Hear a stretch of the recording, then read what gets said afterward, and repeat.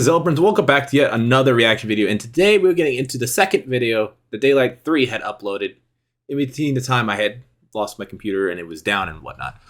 And this is called Dreams, and by the thumbnail, we're back in the ocean like we did in that previous one we did a while back when I was watching the 3 installments that he had made at a time out of order. So we're gonna go ahead and get right into this because this is a very short one. And I don't know what else to say other than that. So we're just going to go ahead and get started in 3, 2, 1, boom. Make sure I'm recording. Every night, after a hard day's work, the engines on the Northwestern Railway like to Okay, not what I was expecting. A good night's rest. Like any person, engines need sleep every night. But this is a lavish luxury for the Scotsman, ocean-going Murdoch, ships. Baron Henry. Having to be at sea for months on end, any I'm just a ocean-going bit. vessel will It's very loud that the ocean on my can end. be a dangerous place. Make my mic be as taken close as lightly. possible too. As such, the only time afforded for sleeping comes when a ship is docked and at anchor. This ship, the John Cuba, was in the Johnny final Cuba. stretch of a 3-month voyage from the land down under. He would be moored at Brendam Docks for one night, before being sent back to his homeland. He was very used to long voyages such as this. These long voyages were so common that he could count the exact number of times he had been afforded a full night's rest. If you don't know who Johnny Cuba is, he's a villain from the Tugs series from 1986.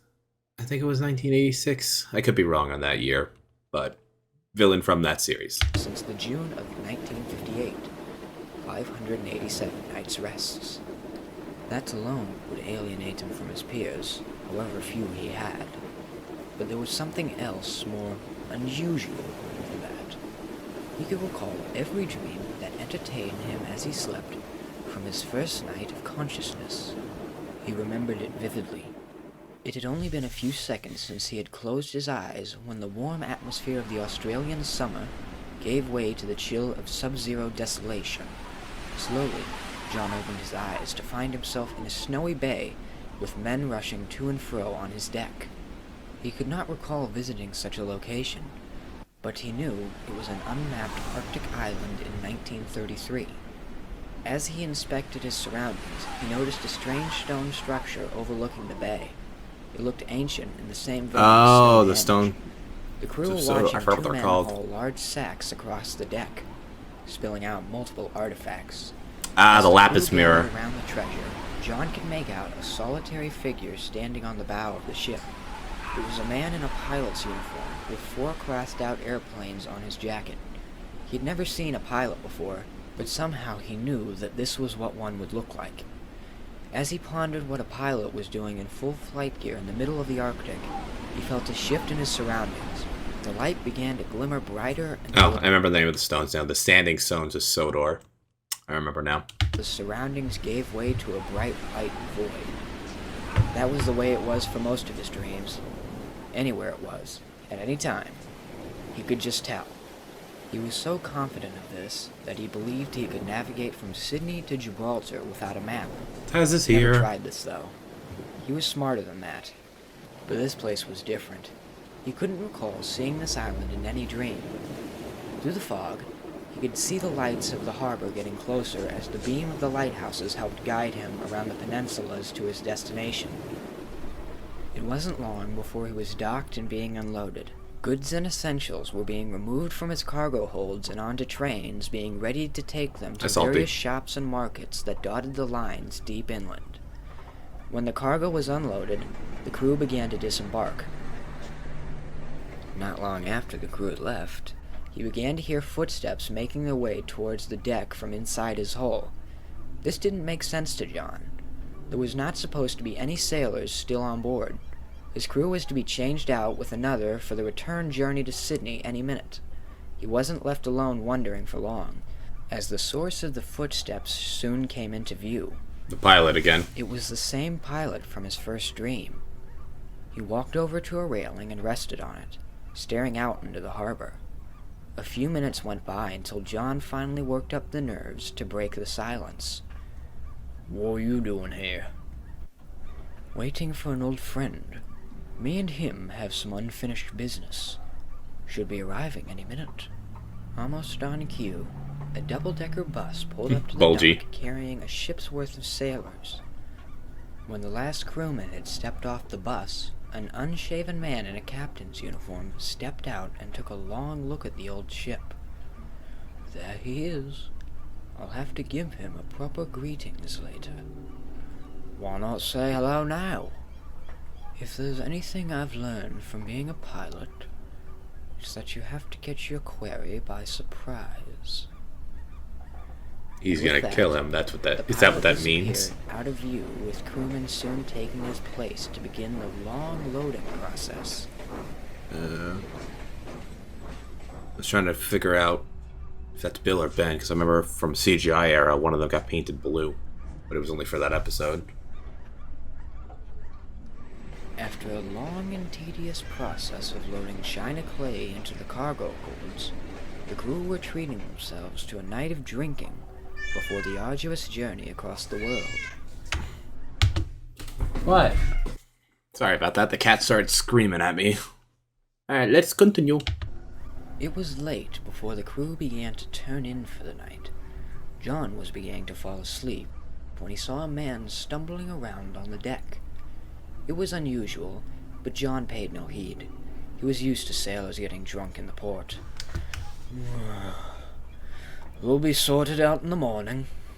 And with that, John fell asleep. I'm pretty sure that was the captain. In this dream, he found himself in a dry dock with walls being built on his hull, eventually blocking out all natural light from his view. Work continued for some time, finishing sometime around 1941 at Tidmouth Harbor. For some time, he sat silently in the dark room before part of the ceiling came down, with a small plane resting on a platform. Oh, aircraft carrier. Like it rolled into the room, packed closely to be refueled and rearmed before ascending back up the elevator and out of sight. This would happen on a daily basis. Airplanes would be fueled up and rolled onto the elevator, only to come back down later that day with holes dotting their fuselage. Sometimes they would never come back at all. After each airplane was rolled back into the hangar, workmen would look over the aircraft to check and make repairs. It was one evening where the hangar deck was empty, except for two men arguing near an airplane with a smoking engine. What do you mean, a bloody oversight? I could have died. It was just an engine trouble. Could have happened to any one of you flyboys. If you call that engine trouble, I hate to see what you call an engine failure. Calm down. We'll have this fixed as soon as we are able. Did you not hear the radio? The war ended today. I missed out on my last chance of a final kill because of you. I could have been an ace, but due to your laziness... A large crash sounded as the pilot fell punched to the him? floor, hitting his head against the lid of a fuel canister and getting knocked out cold. The workman lit a cigarette and took a drag. Best have one before the court-martial. The man walked off towards one of the hatch doors to the outer reaches of the ship, throwing his cigarette behind him as he left the room. Through the darkness, John could make out the solitary glow of the cigarette bud, a gentle rocking of the ship, rolling it from side to side. It was after a few minutes that it had rolled. Yeah, I see where this is going. In the darkness, he could make out a shining substance on the floor near the body. John prayed that he hadn't been hurt, and that he would get up and walk his injury off. But he didn't. She's back. The cigarette kept rolling back and forth, closer to the substance, before finally coming into contact. No sooner had it done that, did the substance catch fire and spread throughout the hangar. At that moment, John realized. The substance wasn't blood, but aviation fuel. The fire continued to spread to the tank where the unconscious airman lay. In that moment, John knew he had to do something. Anything. Fire! Help! Fire! But no one came. The fire continued. So the pilot wants revenge on the captain, who is now was the guy who did the engineering. Okay, I get it. Back up in the docks, he had called his home for the past night. John didn't know what to think. He had never had a dream so horrible. He now felt uncomfortable staying in this harbor any longer, and wanted to return to his homeland. So he waited. And as he waited, the crewmen began their final preparations. But something was different than usual. They weren't untying the ropes or securing the hatches. They seemed to be looking for something.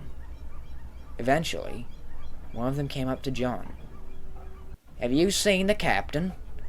"No, why do you ask?" "Nobody's seen him since last night. He went on deck while we were all drinking and vanished." "I saw someone on the deck last night, near the cargo hold." So the crew investigated and found the captain laying at the bottom of the cargo hold, dead, with 5 markings on his coat.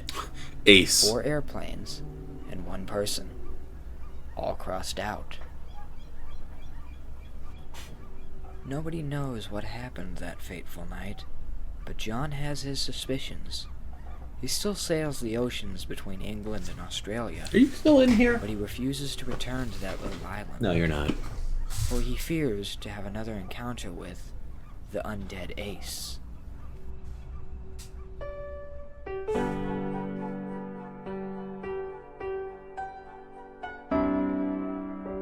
Died after a long sailing career dating back to 1940s.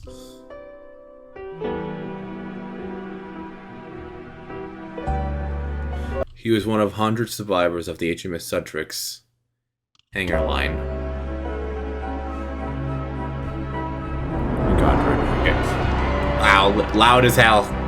After the war, he would become a sea captain for the British Commonwealth. He served his nation well.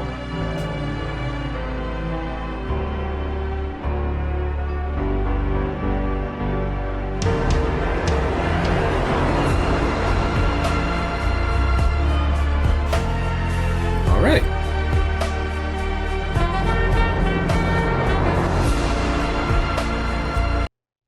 Okay, I'm not sure what this had to do with the Forest series. If it was even a part of it. Was it even a part of it? Hold on. Okay, never mind, it was.